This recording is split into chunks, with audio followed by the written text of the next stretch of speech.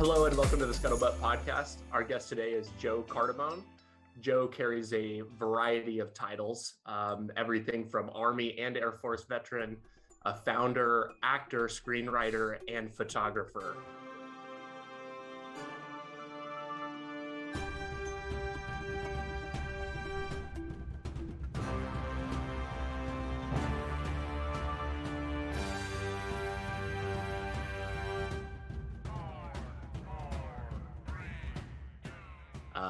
Joe, is there any I missed there, or? Husband and father as well, which is sometimes a full-time job. Oh yeah, those are important. Those are very important. Yeah, welcome to the show today, Joe. We're happy to have you. Do you want to give us the 5-minute spiel? Give us everything, your entire life story in 5 minutes up till now. Oh yeah, easy, no problem. First off, thanks for having me. I appreciate it. This is cool. Absolutely. Yeah, so I'm Joe. As you mentioned earlier, I got quite a few things, so I'll try to put them in linear fashion.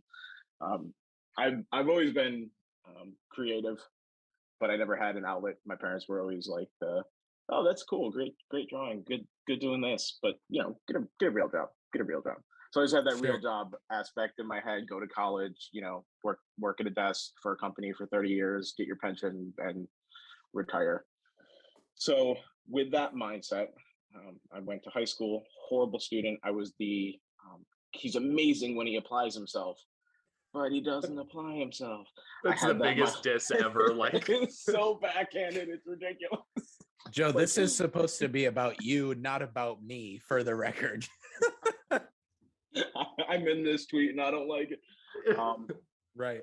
Yeah. So I had that growing up. So I realized one of the few ways I was going to get to college was the military, because as all of us here know, their recruiting's pretty intense in the high school arena for people like me.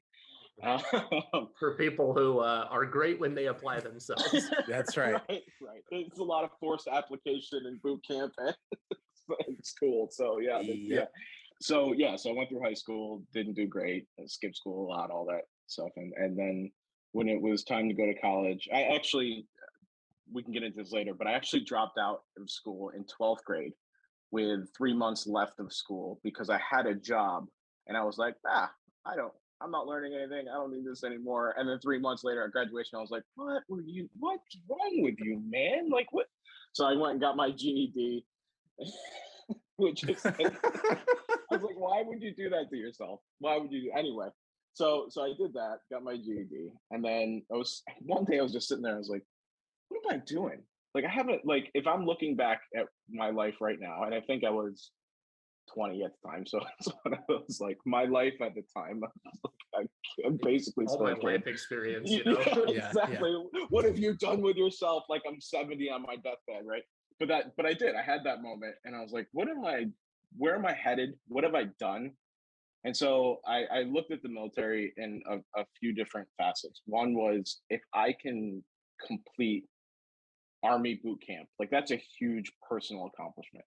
Like there aren't a lot of people doing that. A lot of people go in, a lot of people don't make it. And I was like, if I can do that, that's something I can look back on and be like, I did that. Like I did that. So that was one part. The other part was, of course, college. Actually, one of my favorite quotes from a movie. I'm not a big fan of the movie, but was Jarhead when he was when the drill sergeant was yelling at him. He's like, "Why are you in the Marines?" He's like, "Sir, I got lost on my way to college, sir." So like, I love that quote. Oh yeah. Yeah. That's a little bit of that for me as well. So I went for college, and then I also joined. When did I join? I had a delayed start. I can't remember why, so I can't get into that. I also don't remember. But I joined in sometime in 2002. So it was after 9/11. So I had a little bit of the, I want to go do my part aspect. So college and do my part. So I also am a person who, I know do your own research is a weird term nowadays, but somebody who doesn't like just taking the word of other people when they're signing their life away or doing something that's going to affect them. So I found out by talking to a lot of friends and people, like, your ASVAB score is the thing that matters. And basically, here's what you want to do. And then once you hit these levels, you can basically pick your MOS, you can pick your job. Recruiters are car salesmen. No offense down there. No, you're good. Like, they're trying to, they have a quota to meet, right? They don't care of you as a person, right? They don't wish you ill, but they don't also care which, right? As long as they get you in and get that commission. So I knew that going in, thankfully. So that's also everybody else in the military too, even after the recruiting aspect. That's true. They don't want ill of you, but like they don't give a shit. They don't care. Yeah. That's so true. Yeah, you've got a close circle, and that's about it. Maybe that's why I'm a good car salesman. I don't know. All the skills can transfer somehow. Some exactly. Way. So yeah, exactly. Yeah, no disrespect. I'm not that. No, you're good. You're good, man. You're good. You're totally fine. I get it. I agree with you. I agree. So I took my SF score. I scored really high. And I went to the recruiter. And at the time, I'm out of shape now. But at the time, I was probably 20 or 30 pounds heavier out of shape than I am now. I had glasses at the time. And after my SF score, the recruiter sat me down. I was like, "You ever thought about Greenville? You can go Special Forces." And I was like, "Dude, I am 5'8". Look at me. Are you kidding? What are you talking about right now? I've watched the documentaries. I've seen these monsters. Like, are you kidding me?"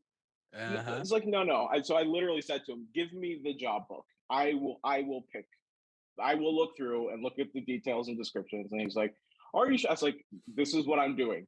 So I'm either not going to sign up, or you're going to let me sign up for what I want to say." He's like, "All right, fine." So I think I was there for like 3 hours looking at this book. And I had an idea. I kind of want to do something with aviation. And I saw air traffic controller for the Army. And I initially was going to do that, but then I thought it was the people that were outside, like waving the flashlights. So I didn't want to be that guy. No, but it's also not the same job, right? So I didn't pick it because I thought it was the people. I was like, "Oh shit, I don't want to be out there in the snow, like, directing, stuff like that. That's a lot. That seems not fun." Come to find out, air traffic controller are the people that actually control the traffic in the air, looking at the radar screens and stuff, which is also not a fun job on a whole other plane. Like, you can't even take ibuprofen. I am rambling now. I'm not going to hit that 5-minute mark, but I'm trying. So no, you're good. You're fine. So I signed up for aviation operations specialist in the Army, which is basically flight planning and logistics. I remember going to my secondary school, which is Fort Rucker, Alabama. And one of the pivotal moments that stuck out to me, where I realized that just because somebody tells you something, again, doesn't mean, even if they are in the military or they've got a lot of expertise, doesn't mean that's the way it's going to go down. Because when I joined, it was National Guard is controlled by the state, right? We're not going to be hopping over planes to war and doing all this stuff because we're not part of the federal system. We have to be sent by our governor, and all these things, all these contingencies had to happen for National Guard. Because we were supposed to be the at-home people, the people that help out with natural disasters and emergencies and all that stuff. So I remember sitting in Fort Rucker, Alabama, and we were in our day room, our pool table and TV and all that stuff on break. And one of the drill sergeants walked in, turned the TV on, and it was during shock and awe, which was when we lined up the forces at the border and just started bombing and going over. And he put it on, didn't say anything. And then looked around at all of us while we were watching and said, "Get ready, you motherfuckers are all going over there soon." And we were like, and in my head, I was like, "Nah, I'm National Guard. He's talking to me." He's talking to the other people. Everybody else. Yeah, exactly. So the naivety, even though, like I said, I like to look into things, the naivety was strong with me early on. 2005 came, Katrina hit.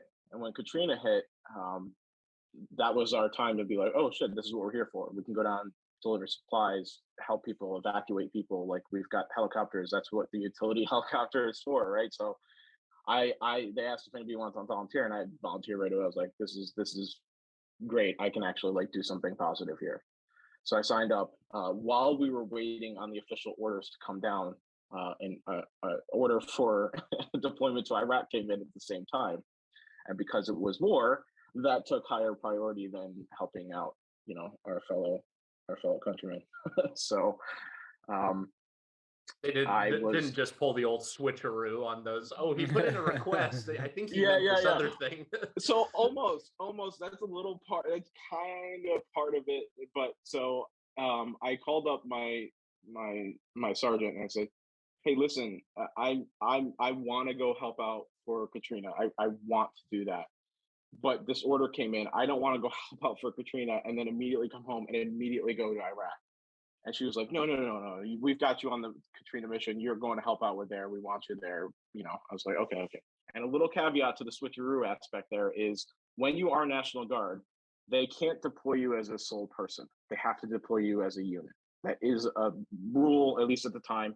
But they made me my own UIC code, unit identification code. I was my own unit. They made me my own unit so they could deploy just me. They really wanted you to go. Oh my God, there was so much finagling. Yeah, so then I got deployed. We were boots on ground in Al Assad Air Base in Iraq for all of 2006. I got home in February 2006, Fort Dix, New Jersey, and then I talked to a friend that was there. Told me that he was going to transfer his remaining contract to the Air Force or the Coast Guard so that he didn't have to serve IRR in the Army, inactive ready reserve. And I was like, oh, let me, I'll look into this too. And I did. And so I was able to transfer the remainder of my contract to the Air Force. So I didn't have to sit in this nice free agent pool and just get plucked again like they did me the first time to go with like Texas National Guard to wherever, right? So I transferred my remaining contract to the Air Force and then served out till from 2008 to 2011 in the Air Force doing the same job for 810s. So that's my military career. Then from there, within all that time, in 2014, I spoke on the creative part earlier, but my brother and some friends found some cameras, got some new cameras, and wanted to film stuff. And I was like, oh, I'm not shy. I'll be your actor person. I'll be the person in front of the camera. I'll do it. So they're like, all right, cool. And then I instantly fell in love with it. It was one of those lightning bolt moments. I was like, oh shit, I could do this forever. Like I absolutely love this.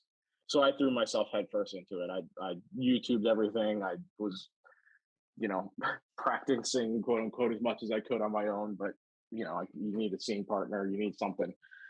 Putting out tons of audition tapes, getting a couple callbacks, and doing auditions for directors and whatnot.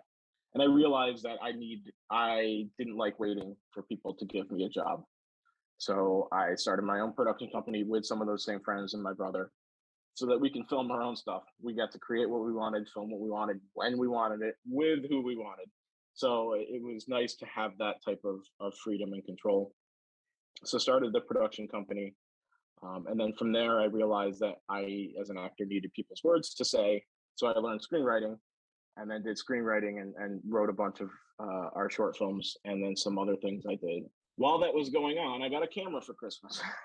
My partner got me a camera for Christmas and she got it for me. And I was excited because it was my first real camera and I was going to use it just on hikes with the kids and whatnot. And some of my friends invited me, who are members of the LGBTQIA community, invited me down to Pride Parade in Baltimore. And I was like, oh crap, I'm going to bring my camera. Like, this would be a perfect time. Like, everyone's happy. It's a joyous celebration. Like, I can get like street photography, pictures of my friends, like all this stuff. So that's when I consider myself actually starting to want to do photography. And then from that day, I had another lightning bolt. It was like, oh, I love this. Like, and I get to control this. I don't have to wait for anybody. I don't have to like get people together and try to like, be like, all right, here's the script. Here's what we're going to change. Oh, you can't film today. Let's move it to next week. Like, I can go out right now and take pictures of what I want. So I fell in love with that for a whole other reason. And I, again, dove headfirst into that, just going out shooting all the time, learning as much as I could. And it became basically a career for me as well. I have a 9-to-5, but I also do professional photography now. So that's been my joy. And then when the pandemic hit, I leaned really hard into it because obviously there was no acting going on. People weren't getting close to each other. In addition to all that, I am a father and husband. Like I said, I have 2 children and an amazing partner who I've been, this October will be 17 years we've been married. And congratulations. Yeah, Yeah, thank you. that's awesome. Thank you. But, That's such an interesting story. I don't talk to a lot of people that are like, oh, I think that there are a lot of people that are comfortable in front of the camera, but then there's also, I don't know, like you are, I guess, the first person that are like, oh, I love that enough to like go and pursue it, and like you're putting out audition tapes and stuff. Like, what how, I guess, how did you know that you didn't want to like do the military thing anymore? Was that just like that separation of that I'm going to be in control of my own destiny? Like, I was it that whole element, or was it being away from family, or what led to that decision? yeah, no, that was definitely part of it. Because, like I said, joining National Guard, I wasn't looking at it as a full-time job anyway. And then anybody who's listening, or I don't know if you two did drill or if you were active, but drill comes around. It basically, like, if you're working and you've got nothing to do for like 3 days, and then you've got like this ramp up of a project, you're like, oh, I gotta do this now, right? So that's how drill weekend was. Like, I'd be living my life, and then drill weekend would come around and get show. Like, it was bare minimum. It wasn't crazy, but you get used to this. You get complacent in this other part of your life, and you don't want to, like, basically not put on a show, but like have to completely switch hats and do this thing for 2 or 3 days and then go right back to what you're doing. It was basically transitioning lives every single month, and it was annoying. Tim was in the reserve, so he could probably speak more to it. I did not do that, but I haven't talked to anybody that has like spoken highly of it. And the people that do speak highly of it are the people that they're in the reserve or the guard or whatever you want to call it. No idea the difference, but then they have like a full-time, they're like a full-time guard person. Like, they do a military job, but then they still have their drill weekend. So it's not this constant back and forth thing. Like, I don't know. I'm sure that there's a need for it, but like I would think that maybe just replacing that with like one or two full-time people, you could, that can't be good for people. My biggest thing, first of all, Joe, you're like spot on. When you're like, it was annoying, that's exactly like I was active for 4 years with Brock, and then when I got out, I was like, okay, I have a couple irons in the fire, but like I have no idea. So let me just do the reserves. And in my head, I'm like, okay, I'll keep my foot in the door. So if I do need to slip back and go active, like there's no like lapse in time served. Plus I will keep TRICARE. And I like quickly jumped into sales. And so it was like just so annoying because a lot of the guys, Brock, like you're saying, like the ones that are they like really enjoy it. They either are like law enforcement. A lot of them are like prison guards out here. And if anybody that doesn't know, prison guards make shit money for what they do. Like like $13 an hour or something like that. So a lot of these guys use the reserves as supplemental income. And so like to them, it was nice because they were making more money. And the most annoying thing to me was I had to drill on a Saturday once a month, and that Saturdays in sales in my industry, that's the busiest day. So like, well, they're all there like, yes, I'm getting my $250. I'm like, fuck, I'm here losing money. Like I could be making so much more money selling than here. And it like it was just miserable. It got to the point I ended up like talking to my chain of command about a year and a half in, and their response was, well, if you're making so much money, you can afford to be here one weekend a month. Oh my God. And I was just like I almost like exploded. I was like, I can't believe you just said that. Like, that is the dumbest thing you could possibly say, And so like 6 months later, I got home, and my wife could tell. She said it was almost like I was on my period that time of the month because I was just miserable. I came home on a Saturday, and she's like, how was it? And I was like, it was fine. And I think like an hour later, she's like, why don't you just quit? And I was like, what? She's like, yeah, I'll just get health insurance at work. Like, it's not worth it. You're miserable. Like you'd make more money if you're able to work that Saturday, and then that would pay for it. And I'm like, thank God. And I think I like talked to them the next day about quitting. So yeah. That's my reserve story. Sorry to go off on a little tangent. This is that plays right into it. I think, speaking to also the transition part of it is when you're full time and you're in it every day, right? You get desensitized to the military hierarchy and the rules and all this stuff you're following. You just follow it because that's what you're used to. But then when you're jumping back and forth, you get out of civilian life, and you all know how civilians are treated in the military, sir, man, blah, blah, blah. And you have almost the status of an officer without having to follow the rules of the UCMJ and so many other things, right?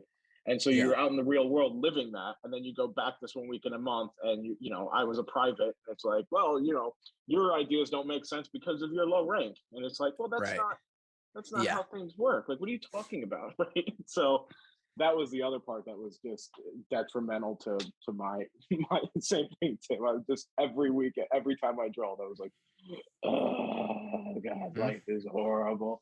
And I probably went in a little salty because I was active duty, and then you go and there's like guys who they've only ever done the reserves, and no disrespect to the reserves, I did it, but like there's definitely a difference between like being an E4 in active duty and being an E4 in the reserves. And it was just like, you haven't done anything. Like, why are you like this whole, like, everybody walked around like they were Navy SEALs, and they were just like Captain America, and I'm like, relax, bud, like, I've calmed down.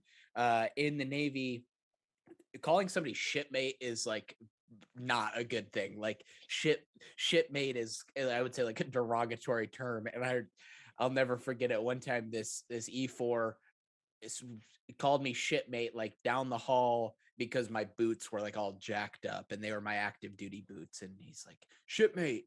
And I was walking away from him, and in my head, I'm like, there's no way this motherfucker is shipmating me. So I just kept walking, and he's like, shipmate. I was like, oh God. So I turned around, and he's like, hey, we're about to have a problem here. yeah, big time. Yeah. And he was just like giving me a hard time about my boots because they were like not polished, and they were all thrashed up. And he's like, what's going on with your boots? I was like, first of all, don't ever call me shipmate again. We've never been on a ship together. Second of all, these boots are jacked up because I actually worked in the military. So have a good day, and I just, so I was like already salty and like kind of bitter, which didn't help. I could have gone into it with a better mindset, but anyway.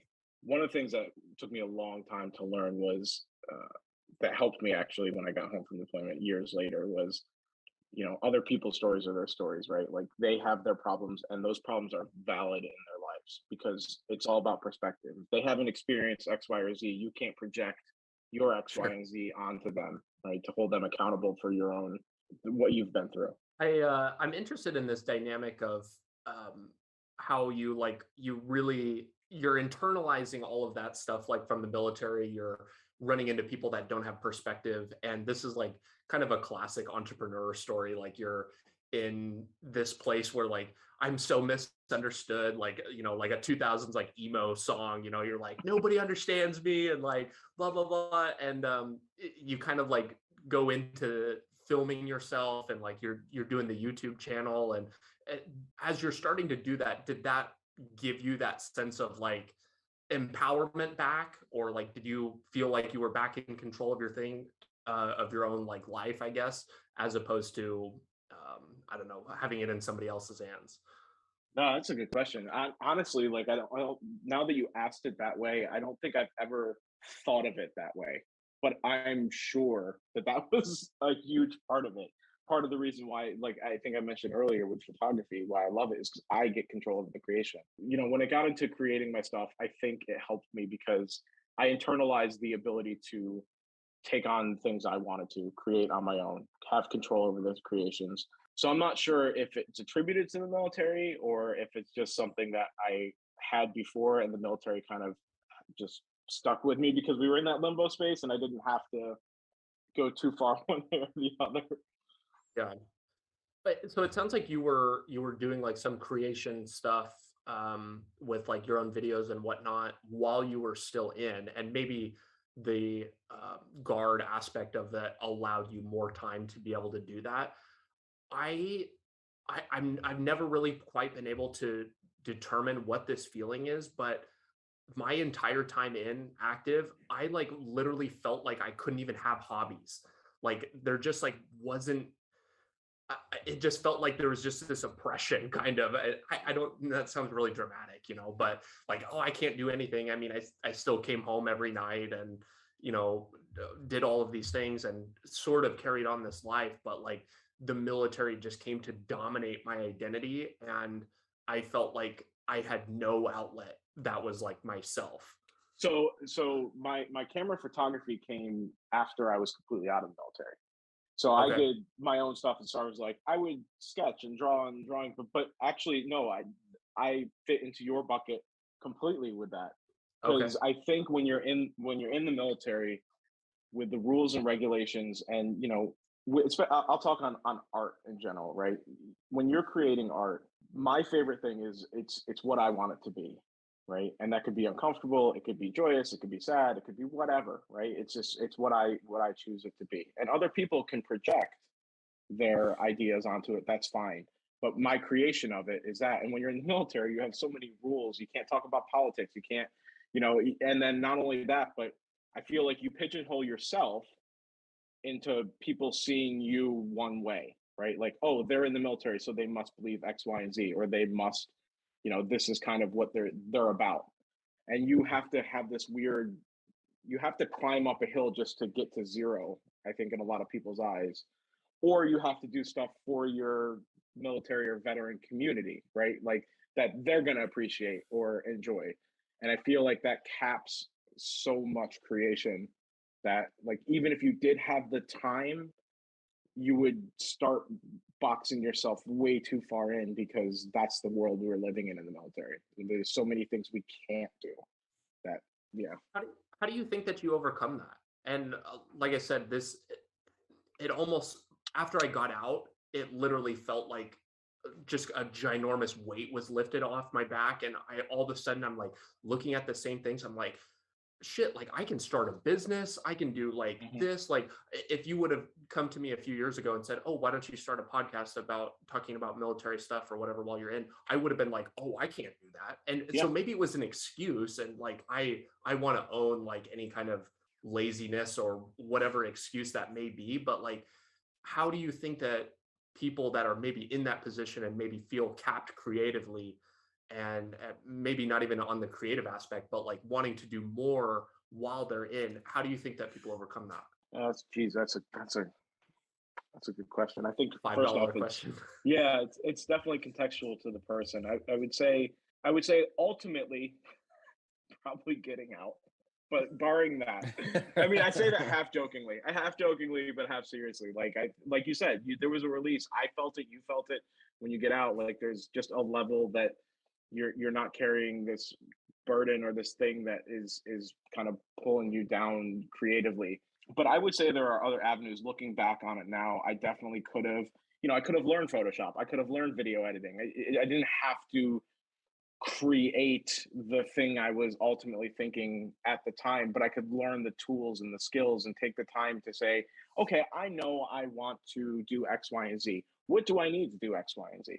Right? It's learn this program or do these things. Take the time to do those things, add tools to your toolbox. So that way, when you aren't feeling tapped creatively, you already have that foundation and you can just start executing on it. I would say that's probably the best one.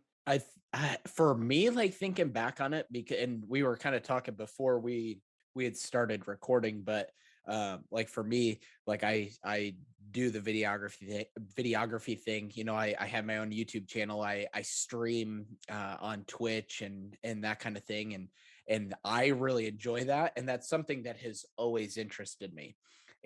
I don't know if I really relate to like having the same like creativity block, and this might be like an age thing thinking about it, or it has something to do with the military, but like I remember my wife and I like trying streaming out like on Twitch when I was in, and it lasted like 2 weeks. They were like, no, this is like, for me, if thinking back, it was almost like the judgment from other people in the military of like, why are you doing this? Like, this is stupid. And like I said, I don't know if that's like a military thing or if it's strictly that I was like a 23-year-old, 24-year-old kid. And now that I'm out and I'm older and stuff like that, I just like have the like, I don't give a shit what you think of me mentality, but I definitely like cared what you thought of me, 5-6 years ago. Maybe it's the age, maybe it's the military, but that's kind of where I felt a little bit more capped, was just like caring about what people thought. Yeah, I would suggest they're probably not mutually exclusive, right? Like, yeah, when you're in the military, we all know it's also like a tribe. You've got this thing that you've been through or done that there's only a few people that can relate to it. And so when they're looking at you and voicing their opinions, that's going to weigh way heavier than people outside that tribe. On top of being young and thinking that those things also matter more than yourself and what you want to do. I would say it's definitely a combination. I would assume, I can't speak for you, but from hearing it, I would assume it's probably definitely a combination of I think I would agree with both of those things. A trap that I know that like I have fallen into is trying to like think too big. Like at the beginning, you're like, maybe you're in and you want to like start a YouTube channel or whatever, and the task of it seems so daunting, rather than just trying to focus on like, okay, like I need a camera to do this, like maybe I'll start with that, and like just trying to break it down into like smaller things, and that make up that goal eventually. But yeah, both of those things I think are very, very accurate. Yeah, I would say also advice wise, I actually just did a Twitter thread on this the other day, which is really funny because I've been talking about it quite frequently. Is one of the things that helped me a lot was understanding my why. Like, know your why. Why are you doing the thing you're doing, right? But I also in the thread broke it down too, right? Like, actually write it out. If you're not able to write, use voice memos or whatever. But it's like, put down what your why is, then put down, what does success look like? What does success look like monetarily? What does it look like creatively? What does it look like personally? And then you can always add to it, take away things from it, but answer them honestly without self-editing. Basically, brain dump all the answers you want, right? And then start figuring out which ones overlap, which ones don't align with the why you're doing it. Those are the things you want to be able to answer for yourself. And then from there, you can draw out the goals. Like, how do you execute on those? How do you reach those things that you've answered now? And I think that's helpful wherever you are, because even if maybe you can't execute on them right now, you have them laid out and you can always revisit, you can always edit after you've got them there, and you change your mind. Like, let's say I'm doing photos now, but I don't know, in a year, it's not going to happen. I can't even say it. A year from now, I don't like taking photography, but that's not going to happen. But like, you know what I mean? Like, let's say I also do something else. Let's put it that way, right? It doesn't mean I can't change things, right? But it's helpful to have that groundwork there so that you can do it when you're able to do it. I was listening to a Tim Ferriss podcast recently, and he was talking about podcasting, and he was like, whatever you want to be doing, like you should look at it in the element of like almost that it costs you money to do it. Like, if whatever this hobby, photography, podcasting, streaming, whatever, it costs you probably a certain amount of money to like kind of get going or whatever. What if it costs you like triple that amount? Would you still want to do it? And then understanding that like tells you like your motivation is maybe bigger than just like, oh yeah, it gets you over those initial hurdles, but then it also like insulates you from like in the early days when your shit sucks. Like nobody watches your videos, nobody buys your photos, like nobody's like getting on board with what you're thinking. You kind of have these illusions of like grandeur from the beginning, like, oh, I'm gonna sell like 10,000 photos of this, or I don't know what the example is, but you're really thinking big picture. But like at the beginning, it won't be that way. You could be there, but you have to like stick with something long enough, and you have to care about something enough to get over that first hurdle. Yeah, no, I like that. And I've never heard the triple cost. I like that a lot. I would also add especially nowadays with technology being amazing, I would almost use, instead of cost, making time cost, right? Like, your time is, it triple your time, right? I always use, what's my price to play, right? Like, if it's going to take me time to do this, what am I willing to give up? I've got untouchables, right? Like quality of life for my family, my kids, those are untouchables, right? Those sit in a different bucket, right? Outside of that, the things that I'm doing that I can control or get rid of or change or whatever. Do I stay up till 2 a.m. to edit photos because that's the time I'm able to, instead of watching Netflix or instead of going out to the bar or instead of whatever, right? So what's your price to play? What are the things you're willing to shift or cut out or move around to do the thing you love? And for me, that's time. Everything revolves around time to do it. That's definitely something that Brock and I, sorry to cut you off, Brock. That's definitely something that Brock and I have talked about at length, is like how we've noticed that everything has kind of shifted to time. Like everything for us like comes down to our time. Is it worth my time? What am I giving up? What could I be doing instead of this that may be a little bit more productive? And I think that's just something that you realize as you get older and have a family, and time starts to like really kind of dwindle down of how important it truly is, Don't say Brock. That, because I don't have a family yet and I already don't fucking have time. So no, yes, you do. You have your fiance. You two are a family. Oh yeah.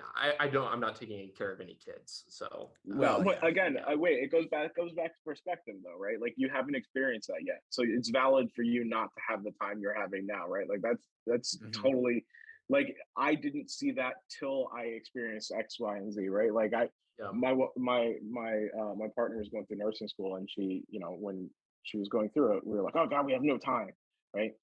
Then she graduated and we had our daughter. And we were like, oh my God, we had so much time in nursing school. Yeah. Then we had, and we're like, oh my God, being a parent is crazy. Then we had our son, and we're like, oh my God, one kid was so easy, right? But like, it's all about perspective and experience, right? So like, you saying like, I already don't have time is valid. Like, it's right now in your life with what you're doing and what you want to do and how you want to approach it. You may not have the time you want or need. So yeah, I would say just don't be hard on yourself. Sorry, I'm not trying to get luxury, but like it's true. Like everyone's experience and stuff is different. I should be paying you for this therapy session. Thank you for validating me, Joe. Like, I appreciate you. This is like a really 2-for-1 interview here. I love this. So I'm curious, we have like totally derailed like in so many different directions. I want to get back to your acting. Okay. What is your why going into acting? I mean, it won't be totally worthless, all of our conversation. What was your why going into acting? You were talking about that in 2014. What's your why? How does that get started? You know what's funny is like I just sat here and talked everything about, well, I have my why for my photography. That I won't go into because that one's personal. But I never actually did a why for acting. It was because acting was the first epiphany. God, I keep saying lightning bolt, and the word I'm looking for is epiphany. I had my first epiphany moment in my life, like ever, with acting. So like it hit me to my core, to the level that I have never experienced before. And trying to think about what that is, like I know success for me monetarily would be being able to do it for a full-time job. There's no number price for me. It would just be, I don't have to worry about bills because I'm doing acting and getting paid for it, right? Like I didn't put a number down, but that's what it would be. Creatively, it would be being able to be a producer or a screenwriter, somebody with creative control and also acting in a show, like the guys from It's Always Sunny, right? That would be creatively success for me. In acting. A personal success would be just being a regular or lead in a TV show or a movie, like a studio movie, right? But like outside of that, like drilling down further, I never really did it. And I think part of the reason was I knew it was just something I loved, to the point that nothing I had ever experienced hit me like that. I'm using that kind of as a cop out because of what I just said about outlining your why. We'll let you off the hook. But I balanced it out because I did that with my photography. Photography hit me the same way, but I also, because I get to control photography, like I don't get to control who buys it or like the specific aspects of gatekeeping. But with acting, basically nothing relies on you, right? Like you can do what you can to improve your skill or your craft, but everything else, like I could be I could do everything right, but go, oh, he's got brown hair, and not get the job. for acting, right? Like it literally comes down to that level of, sorting and sifting for it. Or like he's got a beard. Well, I can shave my beard. Like that's an easy fix. Like I can't change my height, or well, you can, but like that's what I'm saying. It's like all these things you can do. Tom Cruise is 5'4", but he looks 6'3" in his movies, right? Like it's possible to do these things. Wait, but is he really only 5'4"? Yeah, I think 5'4". Yeah, I'm pretty sure. That's crazy. Yeah, see, exactly. You didn't even know all these years. You didn't even know. And see, there you go. That's what I mean. He fills that cockpit out in Top Gun real nicely. Big time. But that's what I mean. Meanwhile, he can't even reach the pedals. His feet are dangling. Like they've got those like wood blocks. As if like that's not how you fly a jet. There's not pedals. I don't know what. Yeah, but the imagery of wood blocks in a fighter jet is hilarious. Right. No, but that's there was so much. I think part of it, if I'm thinking about it honestly now, part of it is probably that. Like, it's a place it's a thing that I love that just relies too much on other people for it to be, until you get to a place. Like if I get to a place where I hit one of those high level markers that I have set for myself with it, then I could probably break it down. Be like, all right, now why would you keep doing this? You've hit this milestone, you've hit this thing. Let's break it down now that you're able to break out of some of the gatekeeping or some of the things that don't rely on other people now. Yeah, hopefully that answered the why for acting. We'll take it. All right, fair enough. So you still like will take acting things though right now, like that's not something you've totally like put aside because of that gatekeeping aspect. I it's funny because also the longer you get into something, the longer, like I haven't paid my dues in the sense of like when everybody says like, oh, you got to pay your dues, like you've got to crawl through shit to do something. I don't believe in that, but in the sense of like putting in your time, putting in your hours, like doing stuff that is beneficial to help you grow and get better at the thing you're trying to get better at. So I've done a bunch of like extra work on shows and films, and then like I said, we did our own production company, so I filmed my own short films. I did screenwriting. I've been on sets in other aspects, and I was also been in supporting roles and a few tiny like indie lead roles and stuff like that, right? So I've been on sets, large sets, HBO, like stuff like that. So I've seen how they work. I understand the mechanics of it. I understand the etiquette of it, all of that, right? So I've become a lot more good Lord, I'm blanking on words today. Not stringent. I'm a lot more drilled down, whatever, in picking the roles I want. Like somebody can be like, oh, Joe, we'd love you for this student film that pays no money and we're shooting for 3 weekends and whatever. And I'd be like, no, I'm probably gonna pass, right? Like it goes back to the time. What have I done already? What do I want to do? What am I excited about? Now, if it's a role that's like let's say it's somebody that I really trust and love that's doing it, and the role's really fun, yeah, probably. But again, it's contextual. So yeah, I'd still take roles and stuff, but I'm definitely choosy now. More selective. Yeah, selective. Thank you. That was the word I was looking for. Yes. All right. My brain was going to be whirring in the background for God knows how long.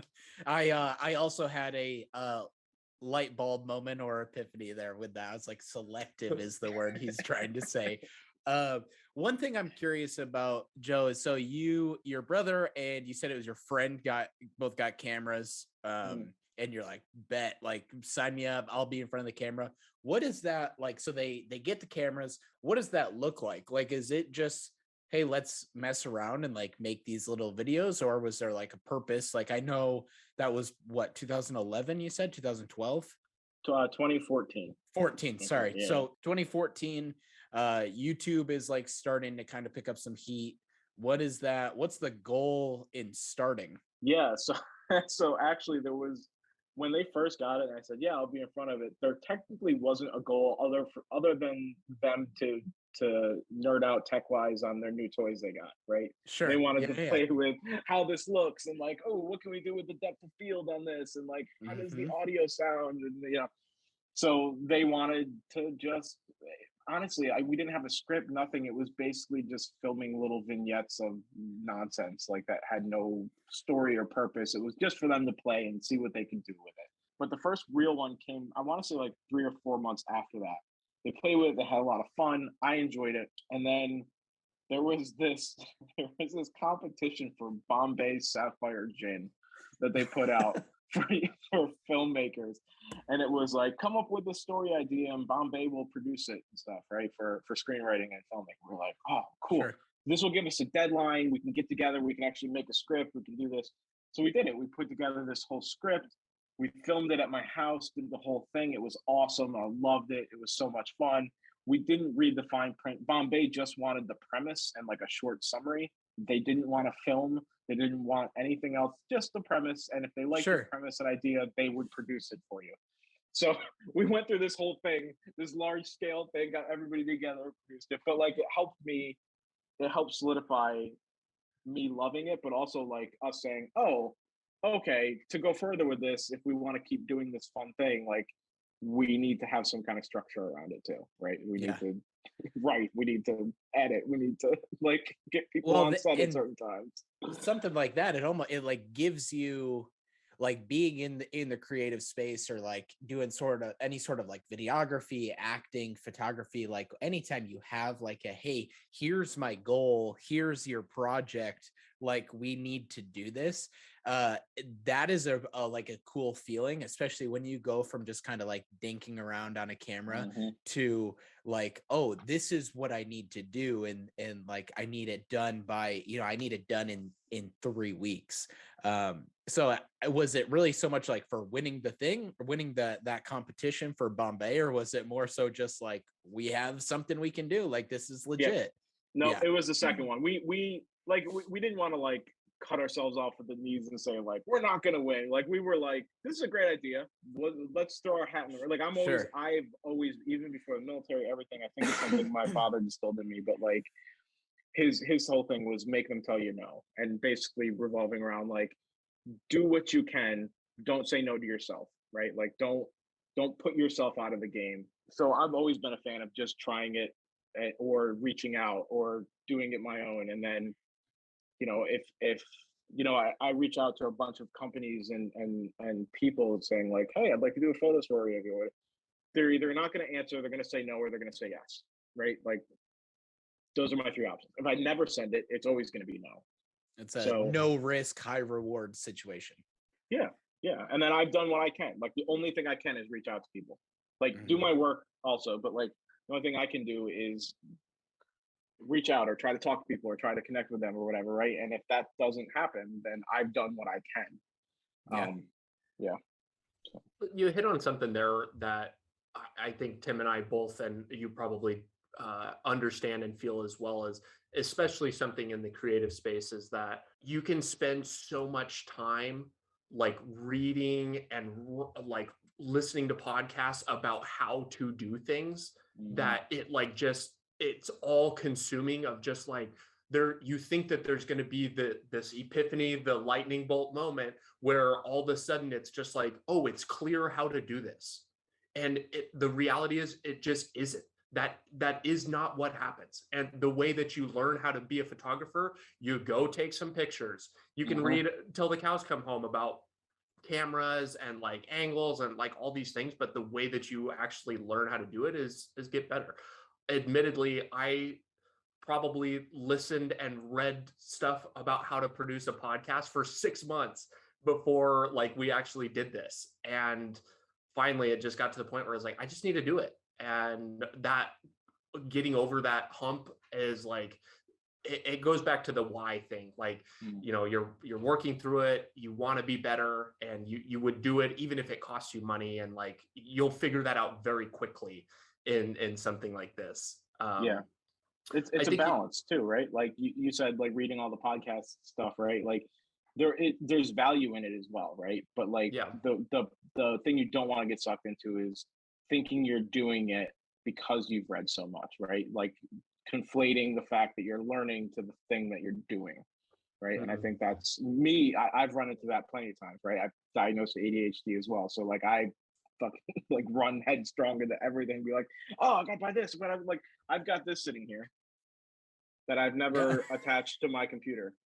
It's sitting next to my computer. I've had it for a year and a half now, and it's just staring at. I keep it there now to look at and remind myself, like, just think about shit before you start just spending money. Anyway, but like, yes, it's a balance. And I think that like with school, like, you know, you said go out and do, right? Like if you think of somebody going to photography school and they go to this prestigious school, a lot of people that do well, those schools are actually having you go out and do stuff, right? So like learning and stuff is important, but if you're not doing it, it doesn't matter where you go or what you're reading or how you're doing it. If you're not experiencing it, you're never, because the other thing the experience does, it gives you your voice, right? You get to find out who you are in this thing you're doing. And that is more valuable than any piece of paper, anything you're reading, anything, right? Like understanding your voice in the story you're trying to tell. You're not going to learn that from anyone but yourself. Well, and you can't wait for something to be, if you're waiting for something to be perfect, you are never going to do it. Like if you're waiting for, well, I'll start making videos once I get the new Nikon camera, because then my video quality will be great, or my microphone, or like, you will never start, because there will always be something that you're waiting on or some sort of research that you need to do. Yeah. No, you're absolutely correct. Absolutely correct. There's another concept that it's semi-related to this, but comes from a guy, one of my all-time favorite creators. His name's Jack Butcher. He runs a marketing agency, really just adept at taking like really big concepts and breaking them down into like, he has this very unique style of like a black square and just like a few lines. And it's just like the imagery is insane what he can do with just a few lines. And he runs this course. I forget what the name of it is, but it's something about permissionless and like working without permission to do things. Like you were saying with the photos, hey, you know, you could reach out to all these people and like say, hey, I want to take photographs or whatever for you. Okay, what if you just went and did that without asking them? What would happen? You know, and I have seen so many times, like we live in this internet age where, you know, if you go and put something truly spectacular together, like a photography, like a set of images or something for a company without them asking, you put that online and they see it, chances are they're probably going to love it. If the product is good, like that's what matters. And we have the ability to do that. And so that I really like that concept and idea of doing something without permission, because that feeds right into that same thing. It's like, oh, I'm waiting for the right piece of equipment, or I'm trying to like ask people if I should do this. And you shouldn't. No, I like that. You said Jack Butcher? Jack Butcher, yeah. Sorry. Jack, thanks for listening. I know you're one of the adoring fans. Appreciate you. He's not listening. So what is you said something earlier about paying your dues when it comes to acting, and it sounds like, or I would think that you've paid your dues. I mean, according to your resume, it looks like 17 movies and a couple television series, including shorts and stuff like that. Like, what does paying your dues look like in the acting industry? Yeah, that's a good question. I think, oh God, I hate saying this all the time, but I think it's contextual. Like, I'm not Brad Pitt, right? We'll be honest with looks here. I'm not Brad Pitt. So You're better looking, but you know, whatever. I'm not going to be plucked off the street and be like, oh my God, you need to be on camera, right? That's not going to happen to me, right? So paying my dues is part of being, because like people like that who are able to jump in, or somebody who's just got stupid raw talent and just, you know, whatever, I don't know, or know somebody, right? The other thing is networking, knowing somebody, right? Other than those outlier people, right? Paying your dues would basically just being understanding how set works, understanding, you know, your responsibilities in whatever role you're in, right? If you're an extra, your responsibility is to be quiet, listen to the PAs, go where they tell you to go. Don't, you know, you're a cog in the machine. Don't pretend like you're the name on the marquee, because they will remove you instantly and carry on like nothing ever happened, right? So like understanding how things work in those worlds, doing your best to be respectful, kind, honest, on time, like just like, and then doing that a few times, like, and then part of that is, it's a lot. The other thing is, honestly, I think I paid my dues even before I went into acting with it, because of the military. It's so much hurry up and wait in the film and TV world. It's all right, everybody on set, all right, be quiet. They film for 10 seconds and then you're sitting there for 30 minutes before they even do the next take, or 15 minutes. And then they have a 2-hour break. And then everybody's in the waiting room till they call you back because they had a camera problem. Like, I was just on set for a series that's going to be coming out shortly as an extra. So it wasn't like, I'll probably be a blurry, shiny head in the background. But like, I did that because they were filming in my hometown and I knew a bunch of people on set. So I don't take extra work really anymore. I don't care what the company is, just because it's so much time and I've been through it so many times. It's not a ladder for success, right? You're not going to keep doing extra work and eventually get to be the lead in it. That's not how it works, right? So anyway, so I was on the set and like we filmed, I was there for 11 hours and I think they filmed a total of maybe 5 or 10 minutes of one episode. Like, so that's the level of hurry up and wait and amount of people and resources and time and everything that goes into these shows.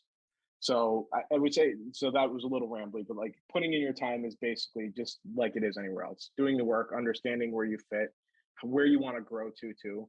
Like, there are people that do extra work just because they get to make some money on the side. They're retired or they don't have a job, or they just like, hey, it's fun. I don't really care. It's fun doing it for me.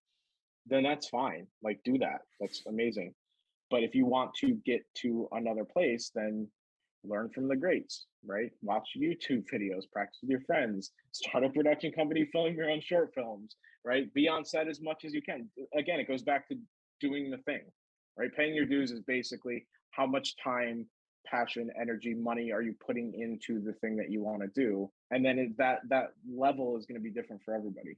But I think for the most part, people will know when they hit that level. Because if you're starting to get frustrated, if you're at this level, like level 1, and you're starting to get frustrated, then you've probably put in your time and you're frustrated because you need to be at the next level. You've talked about these complementary things that you've been involved in that are part of acting, screenwriting. You've got some familiarity with like the photography side. I'm sure that there's some kind of correlation into video and like producing an image and all of that. What are your thoughts, or how do you think about focusing on just one thing versus the supplementary things that may help? I think that there are, in so many different fields, there's a lot of weird little tangential ideas that you could kind of get into, but sometimes those are a distraction. Do you think that those are a distraction to acting? And if not, how do they help you? And I guess, how do you think about finding things that are actually helpful rather than justifying getting into too many things at once? Yeah, no, that's a good question.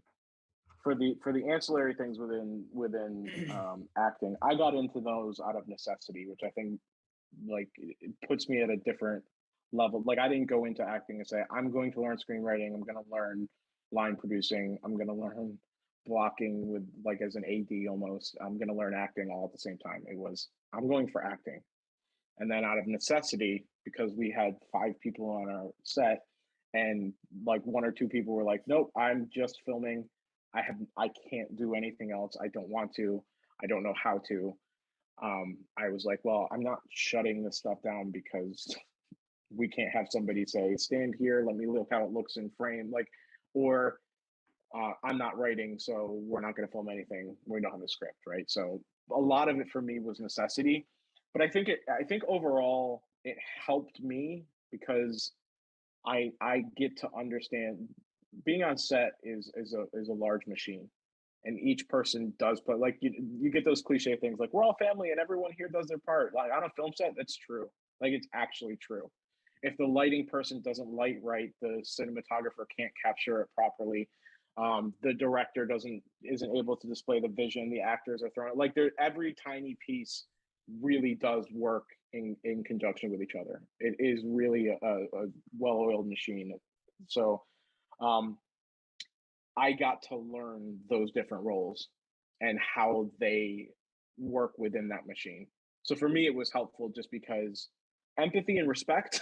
Like, I got to like understand who does what, why they do it, and where they fit in that ecosystem. So It's nice to know when I'm on set and I see somebody pull out a 50 millimeter lens or whatever, and I go, oh, okay, I'm not in this shot. Like it's narrow enough or whatever. Like, so those things help in ways that you wouldn't expect them to initially help. It's just more knowledge than anything, because I didn't pour myself into it the same way I did acting. I learned it and appreciated it, but that's basically where I left it. What we're always curious to kind of draw the connection between maybe how other people might talk or like get into the space that you're in, and we've talked a little bit about how you got your start creating YouTube videos, the Bombay Gin thing, kind of like forcing that along and maybe as a forcing function to get into there. Can you talk about some of the economics of being an actor? How much are you getting paid being an extra in a movie? What is pay like for a lead? Is it based on how well it does? Like if it's like a big box office movie, like, or if it goes straight to streaming? Can you explain some of that, and maybe how somebody might approach getting into that field? Yeah, no. So you actually hit on it earlier too, with like triple your cost, would you still be doing it? And I think for acting, there's not too much overhead, right? Like now with our cell phones, we can film ourselves on auditions with our cell phones and edit it on an app on our phone, right? So like the overhead is very, very minimal. It's more of a time aspect, right? You spend a lot of time learning the lines. You've got to, film yourself. You've got to apply. You've got to wait for them to get back to you, or you've got to audition again. So there's not a lot of expense in the upfront other than time, which is, to me, is a large expense. But there's two different things. There's what's called union and non-union. Union is, which I'm sure you've at least all seen before, SAG-AFTRA, right? The SAG awards are out there, right? Like, so SAG-AFTRA is the union. Screen Actors Guild, and I can't remember what AFTRA stands for. They had a merger. But if you're in the union, just like all union jobs, you get preference, you get higher pay, you get, like anybody that you see, like any of the A-list celebrities, they're all in the union. They're all in SAG-AFTRA, right? It's very, very hard to be a supporting or lead or reoccurring character in any large studio production or production company production without being in the union. You really can't. And if you're not, they'll get you in the union to do it, right? Like if you're great enough or they love you enough, they'll get you your SAG-AFTRA card to get you in the union to do the production. Everybody else is, huh? Why is that? Honestly, I don't know. It's politics. No, but also like it's a union, so it's helping the act. Like they want to make sure the actors are not being overworked, are getting paid appropriately, and has healthcare, retirement benefits, right? So it's basically like being employed somewhere without it being an employer, right? It's a union, so it gives you all the union benefits. So they want, the production companies, because that union exists, the production companies that put on production in specific areas have to meet certain union quotas. So they have to have X number of union people on it. They can't have those union people go for too long a time, get paid properly, et cetera, right? So that's the main reason. And then everybody else is non-union. Non-union is I can say, because I'm non-union still, but they could say to me, all right, we're going to be filming for 12 hours. Do you want to do that? Like, yeah. Like there's not like I can push back and say, I want to film for 8. And if I'm the only person, they go, all right, cool, we can do that. I'd be like, oh, we'll find somebody else. Like there's no standard for me to push up against. I'm basically on my own as non-union. Non-union, if you're working for a production company, there are levels of pay. If you're an extra, it could be like $150 for the day. It's like 12 hours. If you're SAG union, I think it's like $200. So it's not crazy more expensive, because extra work is, like I said, you're a very small cog in a machine and very easily replaceable. But once you become lead and stuff, there's what's called scale rates. So that varies. I can't tell you what those numbers are offhand. I have no idea. But there's, if you're in the union and you're a lead in a TV show, I think I want to say it's probably like 12,000 a day or something ridiculous. Like it's a decent amount of money for a large production for a lead role in a large production movie or show. And that's scale too. So that's the minimum you get paid. So SAG has different scales depending on who you are in what production company. But then there's people who get paid more because they bring an audience, right? Like if you're, if you want to go see, God, I almost said The Rock. But yeah, if you want to go see The Rock movie, right? Like they're paying him millions of dollars because he's The Rock, not because he's in the union, right? He's both. So there's a minimum they're going to pay him, but they're not paying him that. Right? I can tell you for a fact he's not getting paid on like acting ability. Like, whoa, guys, come on. The Rock is a great actor. Part of this conversation right now. That's right. Yeah. Right. Fast and Furious. Hello. Yeah, Tim's got no fucking taste in movies, so don't listen to him unless you're a Fast and the Furious fan. Then I guess we're ending this interview. That's right. You only live your life a quarter mile at a time. Yeah, yes, I mean that's up on my wall somewhere, I think. It actually is on Tim's wall. So well, not that quote, but I do have a picture on my wall. I do have a picture on my wall of the Supra and the Challenger lined up in the last scene of the Fast and the Furious, the first movie, and I love it. It's great. I could tell you loved it because I saw your eyes light up when you looked over at it when you were talking about it. It was whenever Tim gets down on content creation, he just looks up and he's that's like, right. Paul Walker, there it is. Yeah. Yeah. For Paul, Right. Oh my God. Oh my God. Oh God, Brock and I agree on a lot of things. Unfortunately, movies is not one of them. I'm too easily entertained. I'm way too like ADD to care about like character development and all that stuff. Just like have cars and explosions and maybe a couple fight scenes and like I'm good. Like that's a great movie. I'm probably a mix between both of you because like I compartmentalize my entertainment versus like what I'm going into. Like, yeah, as long as the expectation, they're not lying to me with the expectations. I don't go watch a Fast and Furious movie for amazing like subplots and extreme character development, right? Like that's not why I'm going to watch it. I am going to watch cars fly across and into space, right? Like that's what I'm going to watch. If they were that's why they're going in the next one, right? That's what. No, they were already there in this previous one. They were. Are you space. Serious? I swear to God, dude. Just drag racing on the rings of Saturn? Like no. They just happened to launch. I think it was a Pinto into space to like hit a satellite or something. Oh my God. Yeah, Brock, it's just low Earth orbit. It's not crazy. Don't get ridiculous with it. It's just, right. Yeah. They got to like really space it out and like leave room for more add-ons. Like we're going to be like, absolutely. We've got at least 20 more movies coming in that series. What? I hope so. You just made Tim's year. Now he's all excited. Like, wait. Yeah. Right. I'm in. Tim's like, I think I need to get into acting now. Like, yeah, I do. Catch me in Fast and Furious 38, Oh yeah, I really, really hope not. What I guess what interests you when it comes to like,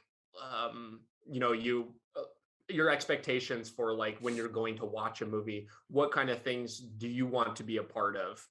As I had kind of looked through some of your prior things, I got a very strong like horror thriller like theme in several of them. Is that the kind of stuff that you're into, or what's funny is not at all. Really? Yeah. So I think part of the reason I like doing those were, first off, most of those were friends. So like, and it's very indie budget around where I am because I'm in Maryland. So there is not like, we used to have Veep, the show, film here, but that moved. House of Cards filmed here, but then everything with Kevin Spacey, right? Like, so we had a couple productions here. We had The Wire ages ago. I was too young for that. Other than that, there's nothing filming here, right? So like anybody that's doing movies here is no budget to low budget to maybe like kind of mid budget. So a lot of it around here is horror, right? Because also the co-creator and co-director of the Blair Witch Project is from Maryland, right? Ed Sanchez is from here. So like people started hopping on that train after the Blair Witch came out. So like this became like a place for like, oh, there's woods here. And like, this is where the Blair Witch was filmed. And, we can film, or is the guy's from. So we can film here too. So I did that because that's basically what's around here. I actually am not a fan of horror thriller. But what's fun as an actor is like, because you're not watching it, you're in it. Like you're doing the scenes and it's not lit the way it's lit when they edit it. And you're sitting in a chair on the side eating, a burger in between takes and watching like other people act, and you're just bullshitting on the side, watching this film crew follow people around in these leaves, and it looks way different. So like the whole seeing how the sausage is made for horror movies is actually a lot of fun. Like I like being in it just for the like not watching it, right? Being behind the scenes is way more fun. You're not like working in a haunted house for right. 12 hours at a time. Yeah. No, I'm not being scared at all. They're not once in any of the things was I like, oh my God, that's terrifying. But watching someone be like, oh wow, they did a really good job with that. Because when I was on set, I was just looking at it going, Yeah, that's funny. But if I were to pick, if I got my dream job right now, it would literally to be a lead role in like It's Always Sunny or like Parks and Rec type show, like something like that, where comedy is my jam. Comedy is I love comedy, and especially like dark comedy or quirky comedy. Like that would be my ideal situation, because you watch the outtakes too, and they get to riff with each other, and like even while they're filming, like, so forget the fact that you get to do that on the side and have fun and enjoy hanging out with friends and doing something you love, but even just like while they're filming, they're having a blast, right? So that would be amazing.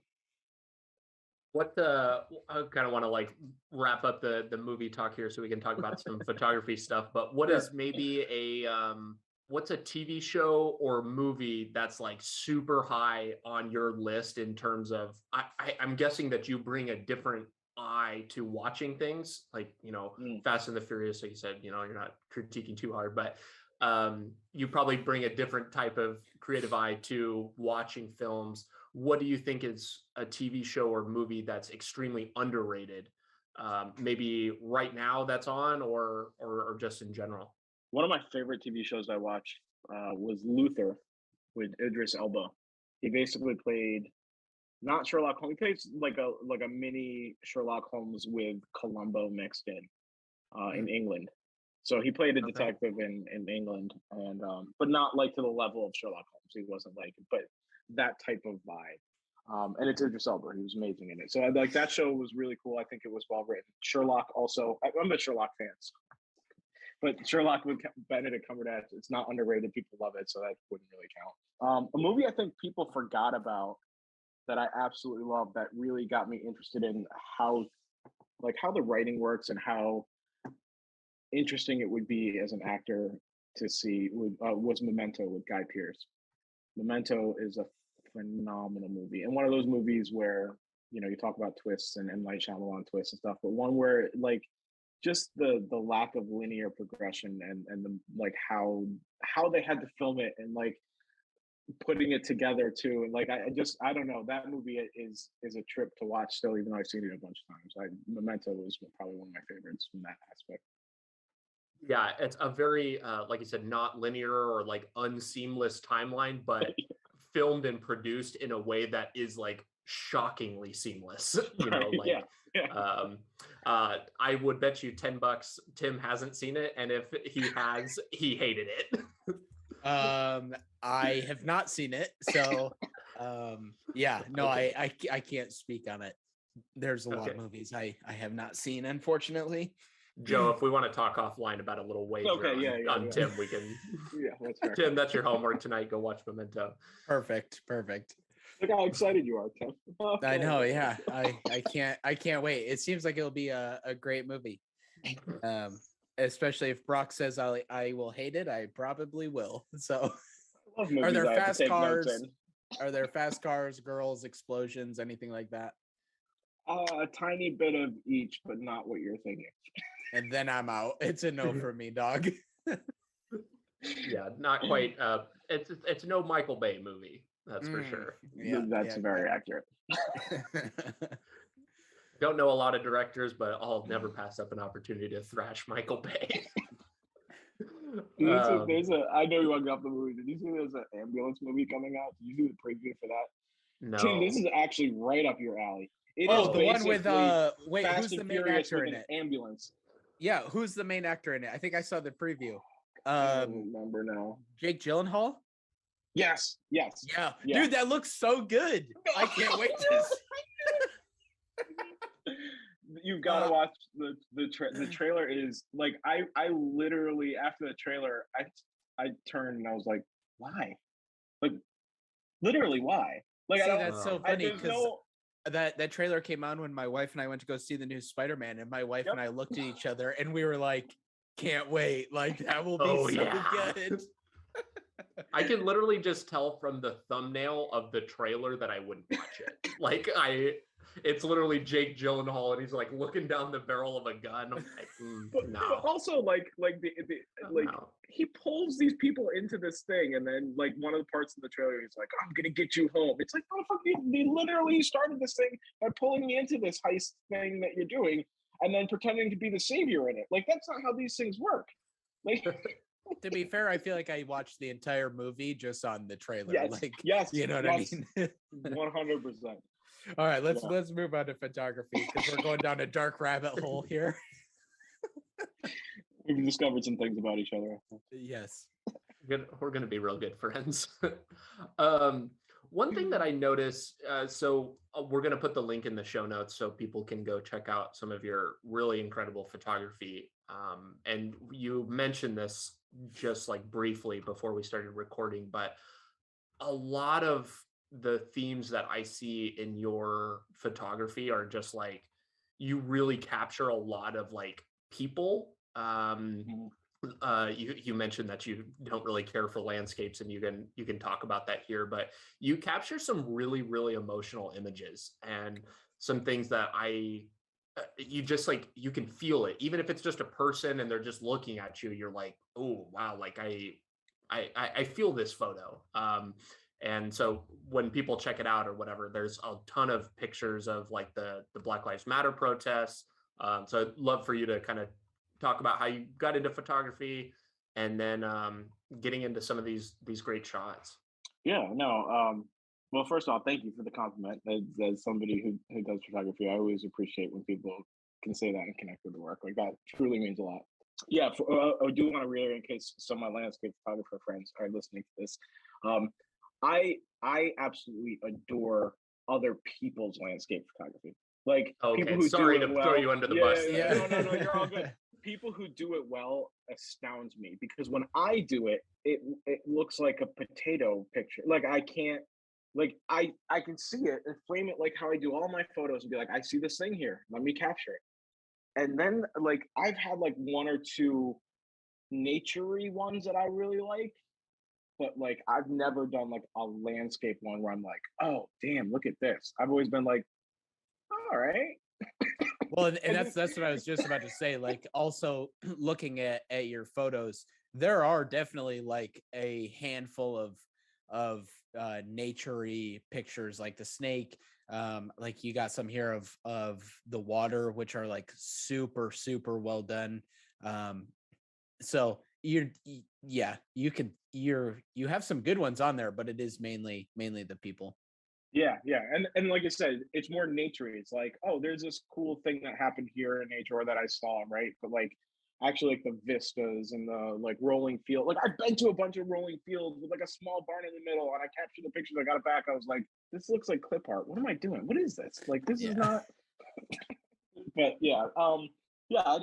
For the Black Lives Matter protest, I don't want to touch on it too much just because it's not really my story to tell, right? Like it's I have those up there because it's a moment I think should be amplified that happened.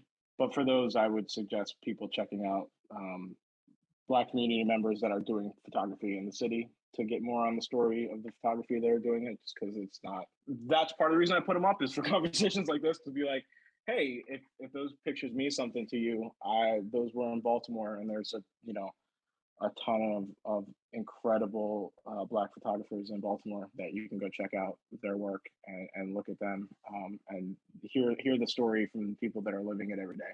But for like people in general, like taking pictures in general and seeing, I don't know, like it's weird because I take the picture when it feels right. It's really hard to distill. Like if I see somebody look a certain way, I'll snap the picture. Some of them I'll have like 3 or 4 pictures I take before I get to the one I like, right? But I'm also not a big put it on burst. Like I'm taking like if, Tim, with you sitting there, with your microphone, like nodding your head, right? I'm not going to take 600 pictures right now trying to get one where you're just nodding. Like I'll probably take 5, right? Sure. One of them's going to work or it's not, because I'm seeing what I'm seeing and I'm either going to be able to capture it or I'm not going to be able to capture it. I don't want to come home with a memory card of 3,000 photos I have to go through of photos, right? So honestly, it just, I don't know. I like shooting things that I like, is what it comes down to, right? So I've got concert photos. That's why it's also such a mix, is I've got concert photos, some nature ones like we talked about, a mix of black and white and color, event ones, portraiture. Like I've got a mix of everything because I literally take pictures of what I want to take pictures of. So I don't really have a specific genre I stick to. Chuck E. Cheese is on here. Yeah, the remnants. That was I think that was my most interacted with photo I put out on Instagram. Well, it's funny too, because it's like really sad to look at, like anybody that like in our generation, like that's so sad. Like another good one that could be very similar would be like a Toys R Us that's like abandoned. Anyway, sorry, Brock. No, you're okay. Earlier you were talking about the desire to like lean more into photography because you feel more creative control, and that's something that's super unique. Like you're talking about having a mix of like all these different things, and you're just like, shit, I don't know, I just like do stuff that I like, and that's something that's so cool, and like that develops your unique style over time. Yeah, and it kind of actually correlates, like I said earlier, like being in the NFT space now and being in the Twitter spaces and talking with these artists. Like this is it's a weird Wild West world right now in there, but there's already people like thinking they should pigeonhole themselves, like, oh, I should only release NFT photos of street photography because that's what I released first and people bought, right? And I actually think the opposite, right? Like I think as long, like if you're releasing a collection of photos, and not just NFT, but like a gallery, right? You want your collection to have cohesiveness as a collection, but it doesn't mean you have to stick to a genre of photography. It just means like I can release a collection of street photography, I can release a collection of fashion photography, I can do one of concerts. Each of those collections to have some story or cohesiveness, whatever to it. But like these are all me, right? Like these are all my photos, and they all exist because of me. So like I can't separate like, oh, I'm just going to stay here. For me, like there's some people who be like, nope, I found street photography, I don't care about anything else, this is my jam. That's different. Like if that's your jam, if that's the thing that you're like, nope, this clicks with me and I'm just sticking with this forever, then I feel the same way for them that I feel about myself. Like I'm a person that's doing everything, and that's what I want to do. If you're a person that wants to pick something, then pick it, but pick it for yourself. Don't pick it because other people are telling you need to kind of drill down to something else. Yeah. And for those that are listening that may be unacquainted or unfamiliar, NFTs are non-fungible tokens. Yeah, we're not gonna like, this is not a Web3 podcast, but go search non-fungible tokens. Basically, a digital image that is like secured and like verified on another network, and it shows proof of ownership. And especially when it comes to the creator space, allows creators like you, Joe, to be paid. In accordance with your work. That's probably like the most simple version. That was probably the best simple. I think we can definitely move on and don't have to touch about it. That was probably one of the best distilled versions I've ever heard somebody mention NFTs, by the way. So kudos. I spend a lot of time on Twitter, and so I am exposed to a lot of like bullshit about CryptoPunks and like all this other stuff. It's not bullshit. It's cool. No, I know what you're saying. I think we're very early innings for that type of thing. And one of the unique features of these NFTs is like, let's say that a creator uploads a photo or like a photo series or whatever, the way that, to my understanding anyway, when that's bought, like obviously you're paid for it. And this is generally through cryptocurrency, and we're already losing some people, but what happens is when that is resold, you actually get a cut of that a second time. Each time it's resold, a piece of that goes back to the creator. And so that's a very unique dynamic of kind of Web3 type things, is like really rewarding the creators for it rather than just like, Sotheby's putting on a real estate auction for a Picasso, Yep. So a very provenance and different equity. take. Yep. Provenance and equity are the two biggest aspects of it. But yeah. Joe, you said you released a couple NFTs, right? I've only got one out right now because I want to sell it and put the money into doing my own contract to Brock's point about being able to get paid. Like I can set my own contract for resales and all that stuff. So I want to reinvest the money for that because it costs money to do everything on the blockchain. Have you sold any of that first one? No. Okay. And actually, what's funny is like that one is up. I purposely undervalued that one so that people could buy it early because, like you said, the space is new. Nobody knows me. They're starting to know me now because I talk to people and I like to interact and get to know everybody. And so I wanted people the ability to be like, oh, Joe's a great artist. He's a cool guy. Like I wanted to give them an opportunity to buy one of my works at a lower price. But this actually ends in February, so I don't know when this podcast goes up. So it may not even be up there because if it comes down, it's going up at a way higher price. Maybe You I'll only got scoop one it up before the hype. Yeah. That's supply and demand. You got to figure out your wallet situation here, Tim. I know. Tell me about it. Yeah, you need like 4 freaking wallets. I don't know. Anyway, we can move on from NFTs. Sorry. Yeah, good call. Yeah, no, I think that whole space is really interesting, and we're very early days. A lot of people, myself included, right now are like looking at the space and seeing literally JPEG selling for millions of dollars, like hundreds of millions of dollars. And I don't think that that's what's going to be in the, that's not what the space is going to be in 5-10 years. But I think the whole idea around rewarding creators and like proof of ownership is like a really big deal. Yeah, absolutely. This is going to be such a generic question, but I guess where should people start if they're starting to think about photography, or let's say that you were starting over in the photography space, knowing what you know now? How would you start going about? We're not going to talk about like learning how to take photographs because we've already established just go take some fucking pictures. But where should people start if they want to just begin establishing like their own personal brand? Ooh. Think that the NFTs and like that kind of space would be the place to do it, or do you think? Well, so NFTs to me are an avenue, right? Like it's the same as selling my prints in real life. It's the same as trying to get in a gallery on a magazine. It's just another new path that's opened up for artists. So that's how I see it. I would definitely not do photography to do NFTs because then you're just chasing the bag, right? You're just chasing the money, and you can definitely win that way. Like you can definitely make a bag do it.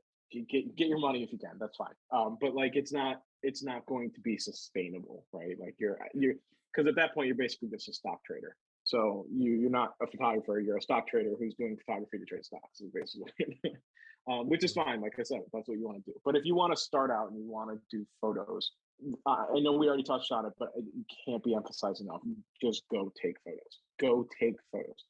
Take the 1,000 photos you're going to look at and absolutely hate. And then just keep taking them till you start to see stuff that you're enjoying. Like, do it for you. Do it for you. Because, again, if you can't sell your work, you can't get in a gallery, you can't get an NFT, what speaks to you when you take photos? Because that will always last. It will always last if you're taking photos for yourself. And then have fun. Like, honestly, I think that's not talked about enough photography because, it also becomes a product. Right, our art becomes a product when we put it into the world. But have fun with it, enjoy it. You should be enjoying messing up. You should be enjoying experimenting. Play with your editing. Play with not editing. Play with going out with one lens and say, all right, I've got this super zoom lens. What can I get today? Or I've got this huge wide lens. What can I go capture? Like I'm only going to use this for a week. Right? What can I go do with this for a week? Right? Play around. Have fun. Do it for yourself, but do it and do it often. Also, advice: don't delete any of your photos. Like you can delete the ones like you accidentally took of the ground or something, right? Like, but if you go out to take photos, save them. external storage is so cheap nowadays, and I know there's still some barrier to access with money for them, but for the most part, you can get a 128 gig flash drive for $15, right? Like, get some external storage, save all your photos, because if you keep doing this, when you look back on some of those 3 years, you'd be like, oh shit, well, this is kind of cool. I like this. And now that I know this editing style, now that I found my voice, I might be able to apply that to this thing I did, right? So keep your photos, keep all your photos. And even if you don't want to put them out in the world, maybe in 50 years when you're looking back, you're like, oh shit, I remember that was the first time I went out and took photos. That's when I met Tom, right? Like, you never know when you're gonna see something, and it'll be worthwhile just for memory, or just worthwhile for you creatively or financially. Like, you never know. So go do it often, fail often, have fun, save your work. Well, I think that I'm friends with a girl who she has a photography business, and she's been doing it for years. And obviously we're friends on social media and that kind of thing. She just released just posted an Instagram picture or Facebook, something like that. But she was comparing, like, this is what 4 years worth of like doing it looks like. And it is astounding, the difference of like, this is when I first started taking, and she does like portraits. People hire her for like senior pictures and engagement photos, stuff like that. And it's crazy to see how much better. So just like what you're saying, just for that aspect of being able to go back and compare to where you started to where you are now, I would assume only give you motivation to keep moving forward and be like, wow, I've come this far in 2 years. Like, imagine where I'll be in 10 years. Yeah. I also think, as far as like establishing your brand, would you agree that right now we're living in a world where no matter what your interest is, you can make that your full-time gig? So like, if you're photography, if you want to get into photography, between YouTube, Instagram, Reddit, all these social media TikToks, like if you use Instagram to post your pictures, but then use YouTube to, hey, this is how I do it, this review, this, and then TikToks. I've seen so many TikToks of people out there like taking pictures, and then they show like them taking it, and then, hey, this is it edited. You can almost like build a brand around you as a person, and then you have all these different avenues. Now you open up brand deals and all this other stuff. Is that a good route to take, you think, for somebody like kind of starting out? Yeah, so I'm kind of a hard person to ask because I don't do that. I find that me doing that, I get sucked way too into the swirl. So it takes me away from my why. I should be doing more of it in a better way, but I find it gets very unhealthy for me because that starts becoming the thing, right? I start like, oh, I got to make sure I do this TikTok behind the scenes, and then I worry less about what I'm creating, right? Sure. Definitely people who are able to do it, who can use it as the tool it's meant to be used for. Yeah, absolutely. Like, I see tons of engagement, tons of people appreciating the work. It's a great avenue to like also get your work out there. You want people, when you're putting it in the world, it's because you want people to see your art. You want people to connect with it. You want some sort of interaction with people who are looking at it. So yeah, if you can use those tools, absolutely do it. For me, I need to get a little better at it, find a balance. I'm honestly, that's probably because I'm a little older too. Like, I don't like, I've kind of found my voice in photography. I know the next moves I want to make financially, the next moves I want to make execution wise, with projects, with releasing and stuff. So like, at this point, I kind of just, I'm not worried about it. I'm not gonna try to do that, to do behind the scenes stuff and stuff. But yeah, I think it's a great avenue. I would say also, for building your brand, make sure you have lines for yourself, ethical and moral and creative lines for yourself. Like, again, it comes down to chasing the bag, right? If you're just doing that, then it doesn't matter. Yeah. But if you're creating for it, make sure you know what those lines are for yourself, because you can get sucked in, you can get pulled into so many different directions that can start chipping away at your why, but also like doing things that's gonna screw with your respect, integrity, and creative ability or control later down the road. And you don't want that to happen and look back and be like, God, all for TikTok? Really? I did that for TikTok? Okay. Sure. Yeah. Right. Well, we live in such a world where everybody's trying to gain attention, whether it's, for their own personal brand or whatever else the case may be, where it's so easy for people to put their content out there. But then on the flip side of that coin, everybody's putting their content out there. So like the competition is so much higher too. Yeah, it's especially photography, it's very saturated, right? But you've got grandparents with a phone being like, I'm a photographer, right? Yeah. And yeah. Oh, what are exactly. these? I can get paid for this photo I took. I'm a photographer, right? Like, so they want to now enter, NFTs or monetize their Instagram or whatever, right? So it's saturated not just with people who were quote unquote professional before social media, but it's saturated with people who think they're this thing because of social media, not because it's what they're pursuing, but because social media has given them the idea that this is what they do. Yeah, well, and the perception that you get on social media is like maybe you're following a photography page for like a couple years, and behind the scenes, the stuff that you don't see, there's somebody just grinding.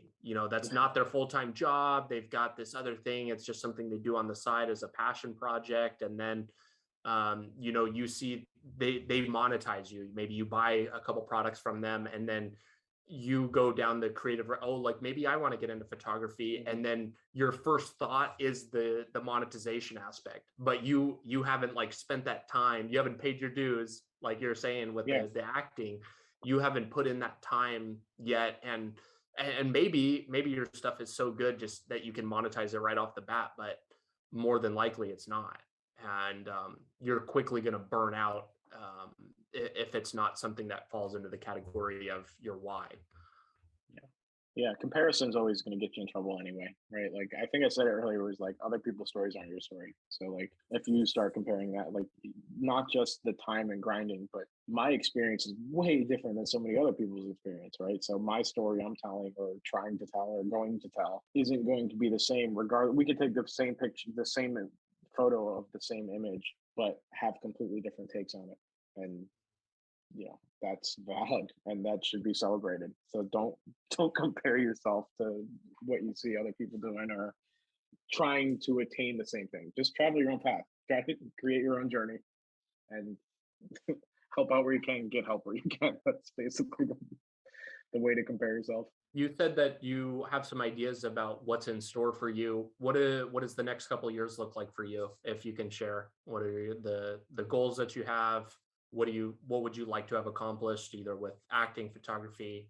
Acting, I'll leave off the side because it's still up in the air. I mean, there's still so many things shut down from COVID, and I've been really, like I said, I've been diving head first into photography and acting are like 1A and 1B life things for me, right? Like if I got a job tomorrow and said, Joe, you're now lead on blah blah blah, I'd be like, cool, awesome. Like this is my job. I can pay my bills this way. I'm happy doing it. Same thing with photography, right? So like, but as far as goals for photography, I have a few in the NFT space. I have a few in the real life space. I have projects that I actually want to work on. I don't want to put the idea out there, but I want to do a project with veterans after, not just after the deployment, but like, we were talking about switching hats for transition from reserve or yard and stuff, right? Like I want to tell the story of who they were before they joined and who they were after either deployment or ETS, and I have a couple ways I want to do it. But I won't get into the ways I want to do it, but I want to do something with that. But I'm hoping, this is where I'm hoping the NFT space takes off for me, is because one of the other cool things is you get to do split contracts with people to give money directly to them, right? Like there's no middleman, there's nobody else. I can say, I want to sell this for $3,000. And if you buy it, immediately that money goes into this person's wallet. I don't get to see it. Nobody else gets to touch it, right? So like when I do a project like that, I want to be able to get a charity, or even the people I'm shooting have access to that equity and value that I'm doing the project with. So like that's a big goal for me, is I want to be able to give monetary value back to people who it might help, especially in the veteran community. So that's one of my big goals, and I've got plans on how to do it. So I'm excited about it. I think logistically it's going to be kind of hard to do because I got to actually go to these people and find them and see that they're cool with it and all that stuff. But yeah, that's one of my big ones. The other one is literally just to keep putting my art there and making art. Like the other thing is tough when it gets cold because like, I want to go out and shoot, and I do, but like sometimes it's just like, good lord, like my fingers are falling off holding this metal camera when all I want to do is go take pictures. So like I want to shoot more because I've been itching to shoot a lot more. Both of those goals sound super interesting. I'll be eager to stay up with you and follow this NFT thing. I think that might have some interesting legs. Yeah, I'm hoping so. And it's hard because like I don't mind mentioning it here, but like it's hard to mention the NFT space because also you don't want to come off as like a carpetbagger or something, right? You don't want to come off as somebody who's like throwing out promise to be like, hey, if I get money, I'm gonna go do this thing, right? Like I don't want to be that guy. So it's always weird for me putting out my goals or like stuff, especially in that space, because like I don't want to be an empty promise person. And I feel like when you put out certain things, not only does it kind of give you this weird like, oh, I've talked about it, so I don't have to do it aspect, but also then it holds you to a standard that other people don't know the behind the scenes or execution or what you're actually doing behind the scenes. They're just like, why haven't you done this project yet? Or are you really planning to do the project? Or like, so yeah, I'm excited about it, and I really, really, really, really believe it's going to work out. So I'm looking forward to it. I think when you're genuine and honest with people, people generally speaking are very good bullshit detectors, and they recognize intent very quickly. We were talking with Keith and Tyler of Dead Reckoning Collective a couple weeks ago, and they said something like real recognize real. Like you can see that intent, and then people will want to support you based on that. It almost doesn't even matter what it is. So I think that there is that fear, but if your intent is good and start executing on a small basis and then kind of scale up from there, I think you'll be just fine. Joe, this conversation has been super great. Where can people go to follow along with you? Website, social media? What do you want to plug? I'm way more active on Twitter nowadays. I'm still on IG posting, but the actual like I get actual digital engagement and conversation. I've made legitimate. I'm actually meeting people in real life in New York next week that I met through the NFT community that we're going to shoot photos and hang out and go see a show and have dinner and stuff, right? Like that I didn't get that on Instagram. Not saying people don't, but like Twitter for me has been the space where I'm primarily active. But everywhere, my website, Twitter, Instagram is at the Joe Cardamone. So like anywhere you type that is going to be me. I was fortunate enough to like basically grab that in all places. Anywhere you search the Joe Cardamone is going to be me. But Twitter is definitely probably the best space I'm in if you want to see my photos too, because I've been posting a lot of those on Twitter recently. So well, this has been great, Joe. Thank you so much for your time. We'll put those links in the show notes. Thank you so much. Thanks, man. Appreciate it. No, thanks. This was cool. I enjoyed, like, it was fun just talking. Like I just enjoyed it, and you guys were phenomenal, and it was relaxed and fun. And like, no, thank you for having me on. It was cool. Absolutely, of course, man. Thanks so much for tuning in today. Your listenership helps me better educate people like you and the rest of our nation's military, both past and present, on building a successful life outside of military service. If you're looking for more ways the top vets are leading more effective lifestyles, building businesses, and using the resources designed specifically for you, press here for a selection of some of the best clips. Be sure to like this video and subscribe to the channel to stay up to date, and I will be talking with you soon.